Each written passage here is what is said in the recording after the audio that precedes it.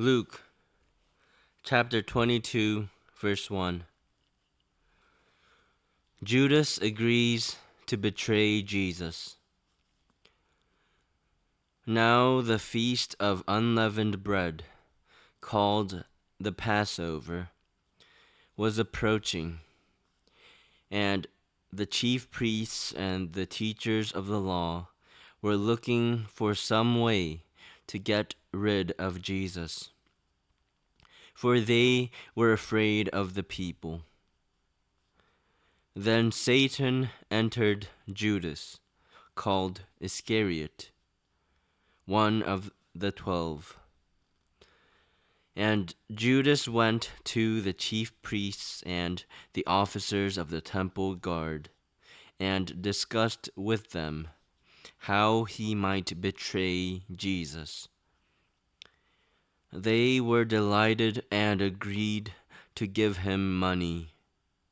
He consented and watched for an opportunity to hand Jesus over to them when no crowd was present.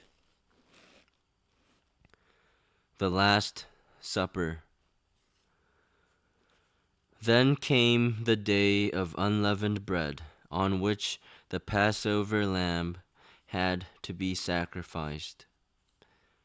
Jesus sent Peter and John, saying, "Go and make preparations for us to eat the Passover." "Where do you want us to prepare for it?" they asked. He replied, "As you enter the city, a man carrying a jar of water will meet you. Follow him to the house that he enters, and say to the owner of the house, 'The teacher asks, where is the guest room where I may eat the Passover with my disciples?' He will show you a large upper room, all furnished. Make preparations there." They left and found things just as Jesus had told them. So they prepared the Passover. When the hour came, Jesus and his apostles reclined at the table, and he said to them, "I have eagerly desired to eat this Passover with you before I suffer. For I tell you, I will not eat it again until it finds fulfillment in the kingdom of God." After taking the cup, he gave thanks and said, "Take this and divide it among you.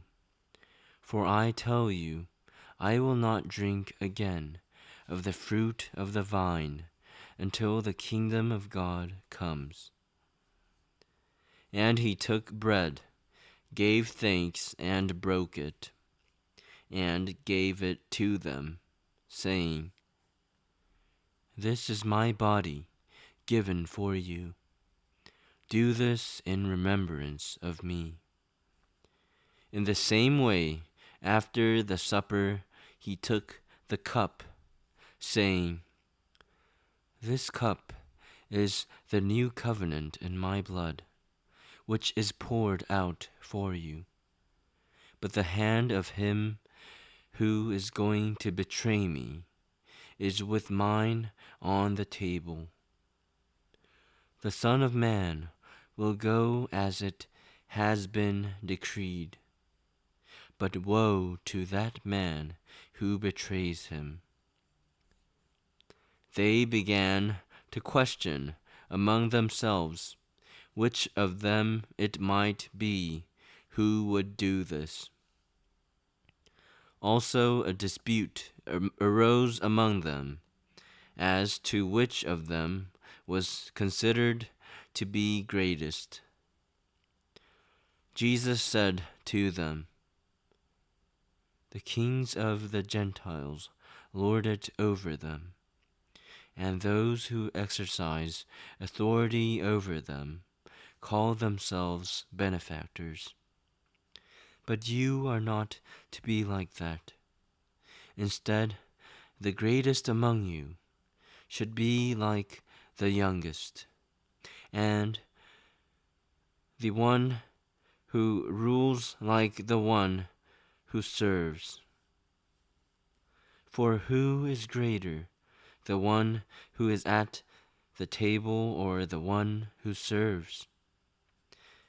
Is it not the one who is at the table? But I am among you as one who serves. You are those who have stood by me in my trials, and I confer on you a kingdom, just as my Father conferred one on me, so that you may eat and drink at my table in my kingdom, and sit on thrones, judging the 12 tribes of Israel. Simon, Simon, Satan has asked to sift you as wheat, but I have prayed for you, Simon, that your faith may not fail. And when you have turned back, strengthen your brothers. But he replied, Lord, I am ready to go with you to prison and to death. Jesus answered, I tell you, Peter, before the rooster crows today, you will deny 3 times that you know me. Then Jesus asked them, When I sent you without purse, bag, or sandals, did you lack anything? Nothing, they answered. He said to them, But now if you have a purse, take it, and also a bag. And if you don't have a sword, sell your cloak and buy one. It is written, and he was numbered with the transgressors. And I tell you that this must be fulfilled in me. Yes, what is written about me is reaching its fulfillment. The disciples said, See, Lord, here are 2 swords. That is enough, he replied. Jesus prays on the Mount of Olives. Jesus went out as usual to the Mount of Olives, and his disciples followed him. On reaching the place, he said to them, Pray that you will not fall into temptation. He withdrew about a stone's throw beyond them, knelt down, and prayed. Father, if you are willing, take this cup from me, yet not my will, but yours be done.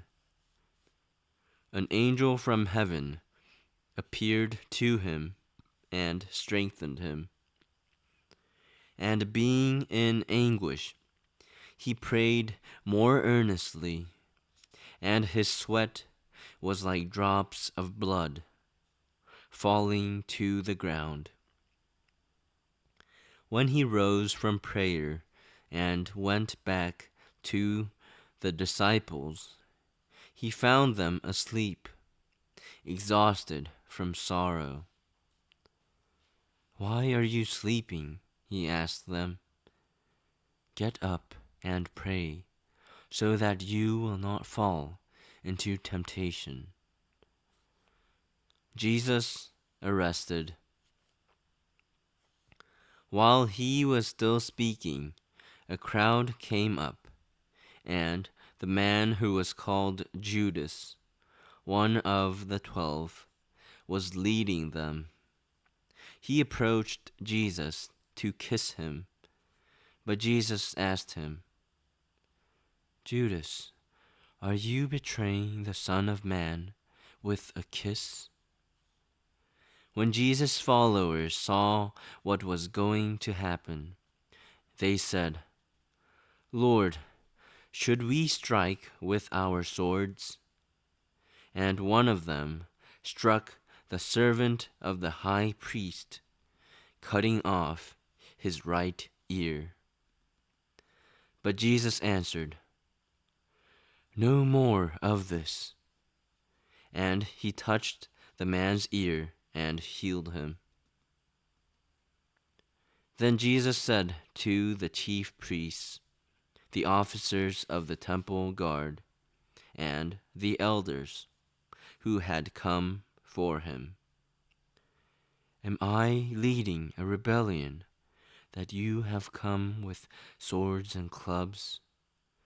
Every day I was with you in the temple courts, and you did not lay a hand on me. But this is your hour, when darkness reigns." Peter disowns Jesus. Then seizing him, they led him away and took him into the house of the high priest. Peter followed at a distance, but when they had kindled a fire in the middle of the courtyard and had sat down together, Peter sat down with them. A servant girl saw him seated there in the firelight. She looked closely at him and said, "This man was with him." But he denied it. "Woman, I don't know him," he said. A little later, someone else saw him and said, You also are one of them." "Man, I am not," Peter replied. About an hour later, another asserted, "Certainly this fellow was with him, for he is a Galilean." Peter replied, "Man, I don't know what you're talking about." Just as he was speaking, the rooster crowed. The Lord turned and looked straight at Peter. Then Peter remembered the word the Lord had spoken to him. "Before the rooster crows today, you will disown me 3 times." And he went outside and wept bitterly. The guards mock Jesus. The men who were guarding Jesus began mocking and beating him. They blindfolded him and demanded, "Prophesy, who hit you?"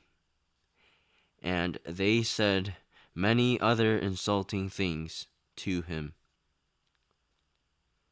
Jesus before Pilate and Herod. At daybreak, the council of the elders of the people, both the chief priests and teachers of the law, met together, and Jesus was led before them. "If you are the Christ," they said, "tell us." Jesus answered, "If I tell you, you will not believe me. And if I asked you, you would not answer. But from now on, the Son of Man will be seated at the right hand of the mighty God." They all asked, "Are you then the Son of God?" He replied, "You are right in saying I am." Then they said, "Why do we need any more testimony? We have heard it from his own lips."